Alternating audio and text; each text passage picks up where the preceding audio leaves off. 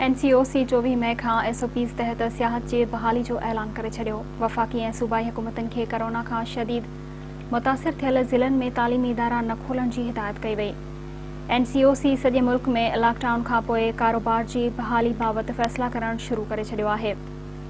NCOC मुल्क में 24 May खां SOPs तहत खोलण जो फ़ैसिलो कयो आहे। नयूं गाइडलाइंस बि जारी कयूं वयूं आहिनि। NCOC तरफ़ां जारी कयल पधरनामे में चयो वियो आहे त होटल ऐं गेस्ट हाउसिस सियाहनि खां कोरोना जी मुनफ़ी टेस्ट रिपोर्ट ऐं सुञाणप कार्ड घुरण जा पाबंद हूंदा।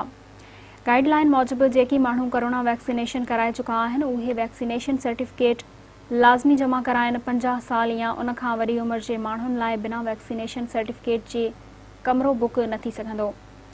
NCOC मूजिबि 1 जुलाई खां पोइ होटल अमलो 40 साल या उन खां वॾी उमिरि जे माण्हुनि खे बिना वैक्सीनेशन सर्टिफिकेट जे कमरो न ॾींदो।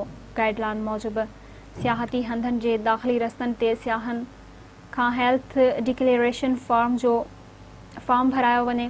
सियाहती हंधनि ते वञण खां अॻु मुसाफ़िर मास्क ऐं सैनिटाइज़र जो मुनासिब तइदाद पाण वटि रखनि।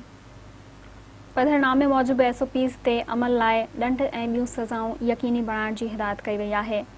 गाइडलाइंस मूजिबि टूर ऑपरेटर्स ऐं होटल इंतज़ामिया समूरनि मुसाफ़िरनि जी डेटा फ़राहम करण जा पाबंद हूंदा। पधरनामे मूजिबि गैर मुल्की सियाहनि लाइ कोरोना टेस्ट करंटीना ऐं वैक्सीनेशन पॉलिसी ते अमल लाज़मी करार ॾिनो वियो आहे।